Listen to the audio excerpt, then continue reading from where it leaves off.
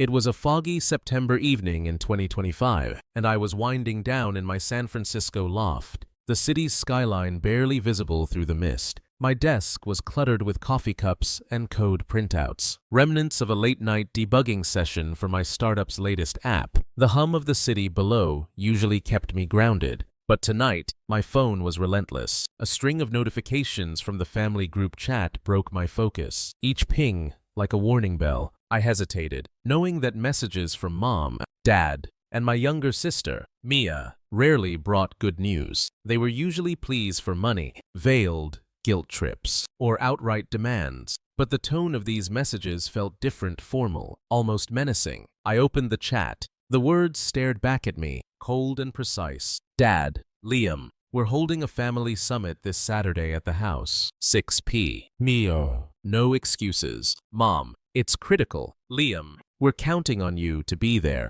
Mia, don't ghost us. Liam, this is big. My jaw tightened.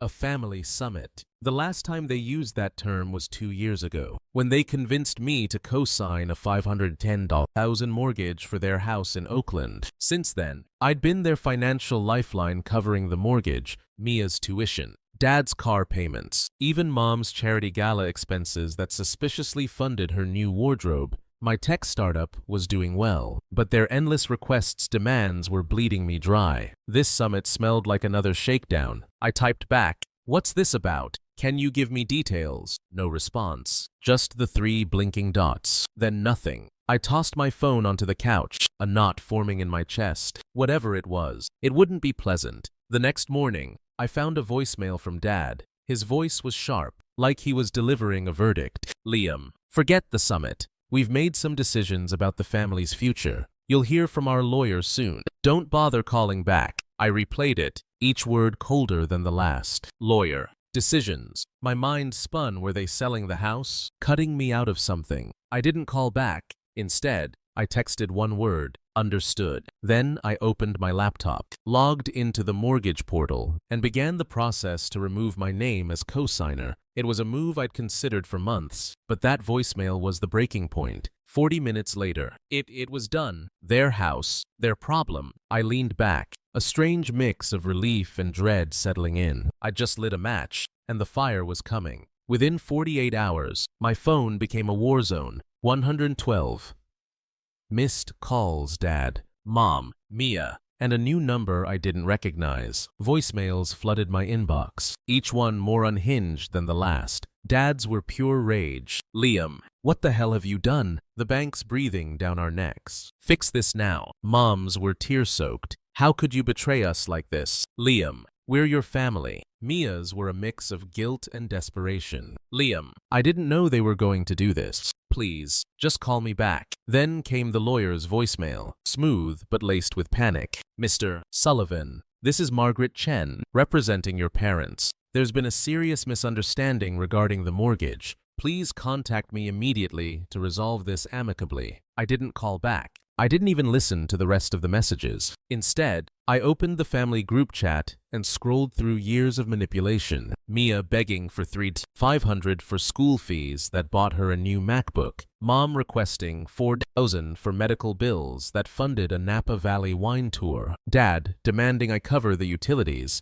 because you're the one with the startup. Liam, I'd saved every text, every Venmo receipt, every bank transfer, $94,000 over 5 years, drained from my savings to prop up their lifestyle. Then I found the email that shattered me. Mia had forwarded it by mistake, meant for her boyfriend, Tyler. It was a screenshot of a text she'd sent. "Liam's such a pushover. Just play the sob story, and he'll cough up cash every time." Attached was a photo of her smirking, holding a new designer bag I'd unknowingly paid for. The date was 6 months ago, right after I'd wired her $5,000 for rent. I closed my laptop, my hands trembling. This wasn't a one-off. It was a pattern, years in the making. And it started with a brunch I never should have attended. 5 months earlier, I'd agreed to meet the family for brunch at a trendy spot in Oakland, hoping for a rare moment of normalcy. The restaurant was packed, all exposed brick and overpriced avocado toast. I arrived with a bottle of sparkling wine, a small gesture to keep the peace. But the moment I sat down, the air shifted. "Liam, We're worried about you,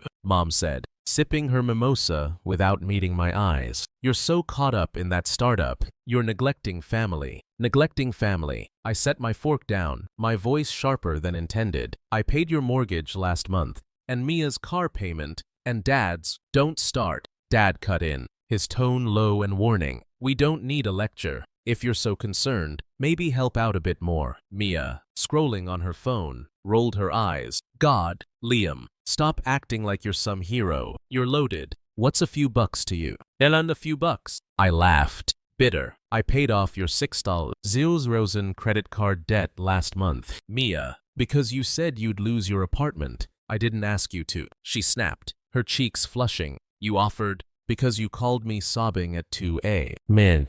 I shot back, loud enough to draw stares from nearby tables. Dad slammed his coffee mug down. Enough. You think you're better than us because you've got some tech company. We raised you. Liam, show some damn respect. The words hit like a punch. Respect. You're planning a Bahamas cruise next month, but you can't pay your own bills. Mom waved her hand dismissively. It's a short trip. We deserve a break. You wouldn't understand. Always working. I stared at them, the restaurant's chatter fading to a dull roar. Got it, I said quietly. Enjoy your break. I left the bill on the table, $180, which I knew they'd expect me to cover, and walked out, their voices fading behind me. 2 weeks later, I saw the Instagram post. Dad, Mom, Mia, and Tyler, grinning on a yacht in the Bahamas. Caption, family vibes only. Grateful for these memories. No mention of me. No invitation. Just a Venmo request from Dad the next day. Hey, we're short $500 for the cruise. Can you send it? Signal's bad, so make it quick. I didn't send the money. I texted back, have fun with your family. And then, radio silence. A month after the brunch, Mia posted a TikTok that blew up. She sat in her car, mascara-streaked tears glistening, her voice breaking. Sometimes the people you love stab you in the back. Family's supposed to lift you up, but some just tear you down. The video hit 200,000 views, with comments flooding in. Stay strong. Mia, whoever did this is trash. Dad piled on. God knows the truth. Some forget who gave them everything. Mom shared it on Facebook, adding, when your own child turns on you, but you still hold them in your heart. The post racked up hundreds of likes, friends, cousins, even my old high school coach calling me a selfish brat. I knew it was about me. They'd crafted a narrative, painting me as the villain who abandoned his struggling family. I didn't clap back. Not yet. Instead, I compiled my evidence, screenshots of their endless requests, bank statements showing $94,000 in payments over 5 years, a voice memo from Dad yelling at me last Easter. If you're not helping us, you're dead to this family. Don't come crawling back when your startup tanks. I organized everything into a folder, my insurance policy. Then came the voicemail about the lawyer. That's when I pulled the plug on the mortgage, and the chaos erupted. By day 5, I had 156 missed calls and a voicemail inbox too full to accept more. Dad's messages were furious. Mom's were sobbing. Mia's were pleading. The lawyers were increasingly desperate, begging for a call. I was about to block their numbers when I got a text from an unfamiliar number. Liam, it's Aunt Nora. I'm in SF. Can we talk? Aunt Nora was Mom's estranged sister, the family pariah. She'd vanished a decade ago after a blowout with Mom over a loan that was never repaid. I hadn't seen her since I was a kid, but her text felt like a lifeline. I agreed to meet her at a cozy coffee shop in the Mission District. Nora was waiting at a corner table, her auburn hair streaked with gray, her eyes sharp and weary. You look like you've been hit by a truck, she said, pushing a latte toward me. Feels like it, I said, sitting down. You've seen Mia's TikTok. Saw it. Lived it, she said, her voice dry. Your mom pulled the same con on me. Borrowed $20,000 for bills, then bought a convertible. When I called her out, she turned the family against me. I spilled everything: the mortgage, the Bahamas trip, the lies, the lawyer. I showed her the screenshots, played the voice memo. Her expression darkened with every detail. They're leeches, she said finally. Always have been. She reached into her bag and pulled out a flash drive. Emails, bank records, even a letter from your mom admitting she never planned to repay me. Use it if you need to. They're not as slick as they think. Why now? I asked, taking the drive. Because I know what it's like to be their scapegoat, she said.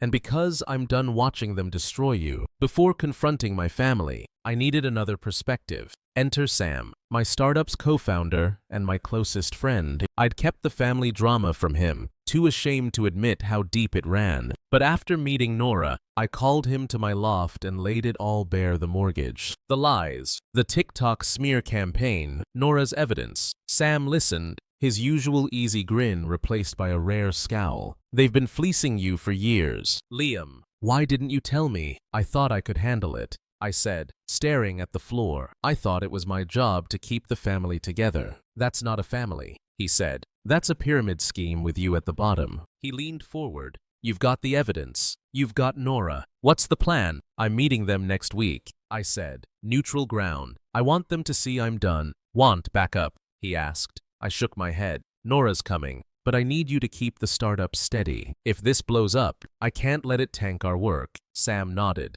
Deal. But Liam, don't let them guilt you back in. You're worth more than their scams. His words stuck with me. A reminder. I wasn't alone. I spent the next few days preparing, organizing Nora's evidence alongside mine. I wasn't just fighting for myself anymore. I was fighting for the life I deserved. I chose a dimly lit diner in Oakland for the meeting, a neutral space far from their turf. I didn't tell them Nora was coming. At 7:00 p.m. They arrived: Dad, Mom, Mia, and, surprisingly, Tyler. Dad's face was a storm cloud. Mom clutched a crumpled tissue. Mia stared at her lap, and Tyler looked like he'd rather be anywhere else. Liam, this has gone too far. Dad started, his voice tight. We're family. We can fix this. Fix what? I asked, leaning back. The fact that you threatened me with a lawyer, or that you've been using me as an ATM for years. That's not true. Mom sobbed. We love you, Liam. We just needed help. Help. I pulled out my phone and played the voice memo. Dad's voice echoed. If you're not helping us, you're dead to this family. Mom flinched. Mia bit her lip. Tyler shifted uncomfortably. You lied about me, I said, my voice steady. You told everyone I abandoned you. While I was paying for your house, your cruises, your lies. You made it public, Mia muttered. That TikTok. You mean the one where I exposed the truth? I opened my laptop, displaying a spreadsheet. Every payment, every request, every lie. This is your idea of family. Dad's face turned purple. You think you're so smart. You'll regret this. Will I? I nodded to the door, and Nora walked in. Mom gasped. Nora, what are you? Ending your con, Nora said, tossing the flash drive on the table. Emails, bank records, your confession letter. You've been scamming people for decades, and now you're doing it to Liam. Dad opened his mouth, but no words came out. Mia started crying. Tyler stood up. I'm out. Mia, this is insane. He stormed out, leaving Mia sobbing. Liam, please, Mom whispered. We're sorry. We'll change. I looked at them, the family I'd spent years trying to save. You're only sorry because you're scared, not because you care. Nora squeezed my shoulder. Let's go. Liam, you're done here. As we left, Dad's voice broke. Liam, you can't do this. We're family. I didn't turn back. The next day, my phone was quieter. Only a few texts from Mia, apologizing, begging to talk. I ignored them. Instead, I met Nora for brunch and handed her a copy of my evidence folder. She'd already contacted a lawyer to ensure Dad's threats went nowhere. Your mom's been dodging creditors for years, Nora said, sipping her coffee. That house, they're underwater, without your name on the mortgage. It's over. I nodded, guilt and relief warring inside me. I didn't want it to end like this. Nobody does, she said. But you didn't start this fire. That afternoon, I posted on, family isn't a blank check. I'm done being used. I attached the spreadsheet, screenshots, and the voice memo. The post went viral, with thousands of comments. Shock, support, even apologies from relatives who'd bought the lies. Mom's Facebook went dark within hours. Dad's followed. The calls resumed, 82 missed calls by evening, then 1 in 10. Voicemails ranged from Dad's fury to Mom's tears to Mia's quiet pleas. I saved them all, a reminder of why I walked away. 3 months after the diner showdown, my life had settled into a rhythm I barely recognized. The constant buzz of family demands was gone, replaced by the quiet hum of a life I was building for myself. My mornings started with coffee on the balcony of my San Francisco loft. Luna, my tabby rescue cat, curled up on the chair beside me, her soft purring a reminder that peace was possible. My days were filled with coding sessions for the startup, long runs along the Embarcadero, and weekly therapy appointments that were slowly unraveling years of guilt and obligation. But the shadow of my family lingered, a faint ache that surfaced in quiet moments. I hadn't spoken to Dad or Mom since the confrontation. Their social media accounts remained dark, their once vibrant posts about family love replaced by silence. Mia, however, was different. She'd started texting sporadically short messages at first, like "I'm sorry, Liam," or "I'm trying to do better." I didn't respond, not out of anger, but because I wasn't ready to reopen that door. The wounds were still raw, and trust, once shattered, didn't mend easily. One foggy evening in December, as I was reviewing code with a glass of wine, my phone rang. Mia's name flashed on the screen. I stared at it, my thumb hovering over the decline button. Something stopped me. Maybe curiosity, maybe the faint hope that she'd changed. Against my better judgment, I answered. "Liam, it's me," she said, her voice trembling, like she was bracing for rejection. "Please don't hang up." I stayed silent, letting her fill the void. "I'm so sorry," she continued, the words tumbling out. "For everything, the money, the lies, the TikTok. I was awful. I know I don't deserve your forgiveness, but I need you to hear this." "Go on," I said, my voice flat, but not unkind. "I'm moving out," she said. "I got a job at a bookstore in Berkeley. It's not much, but I'm paying my own rent. I started therapy, too. I'm trying to figure out who I am without leaning on you or Mom and Dad. I know I hurt you, Liam.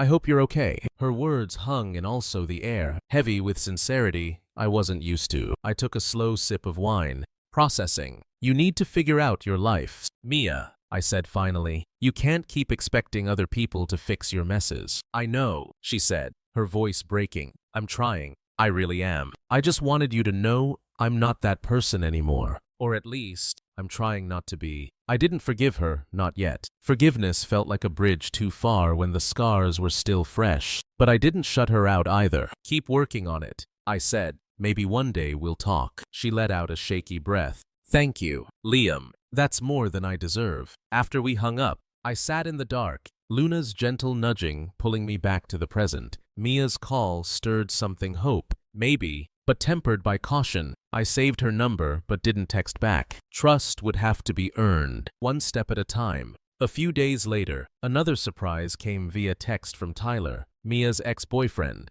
"Liam, I'm sorry for my part in this mess. I should have called out Mia's lies sooner. She's changing, for what it's worth. Hope you're doing all right." I stared at the message, caught off guard. Tyler had been complicit, laughing along with Mia's schemes, but his apology felt genuine. I didn't reply, but I saved the text, a small piece of evidence that maybe, just maybe, the family I'd known was starting to crack. I met Aunt Nora for coffee the next weekend, needing her perspective. We sat at a bustling cafe in the Mission, the air thick with the scent of fresh pastries. I told her about Mia's call and Tyler's text, expecting her usual blunt cynicism. "She's young," Nora said, stirring her latte. "She's got time to grow up, but don't let her off easy. People like your sister, they don't change overnight." And Tyler, he's covering his ass, but it's a start. "What about Mom and Dad?" I asked, dreading the answer. Nora's eyes darkened. "They're scrambling. Your dad's been calling old friends, spinning stories about how you're confused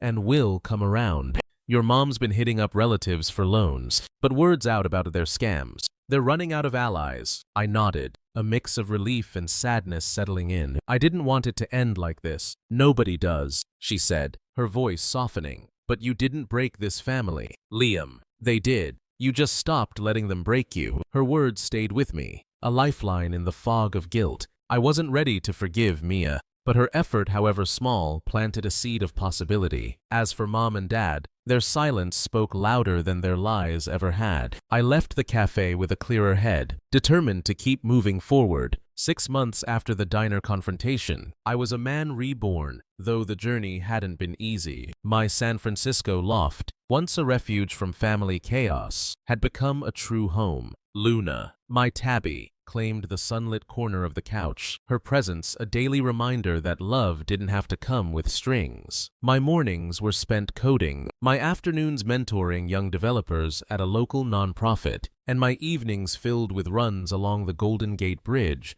the city's skyline, a canvas of possibility. Therapy had become a cornerstone, helping me untangle the knots of guilt, duty, and anger that had defined my relationship with my family for so long. The startup I co-founded with Sam was thriving. We'd secured a $5 million investment round, and our app, a platform connecting freelancers with ethical employers, hit 2 million users. Sam threw a launch party at a rooftop bar in Soma, the city sparkling below us. As I clinked glasses with the team, I felt a pride untainted by the weight of family expectations. For the first time, I was living for myself. Aunt Nora had become a constant in my life, the family I'd never known I needed. We spent Thanksgiving at her cabin in Lake Tahoe, joined by her partner, Claire, and a few of her artist friends. The weekend was filled with laughter, home-cooked meals, and late-night conversations by the fire, moments of connection that felt genuine, free of manipulation. Nora shared stories of her own estrangement from Mom, painting a picture of a family fractured long before I was born. "You're not the first to break free,"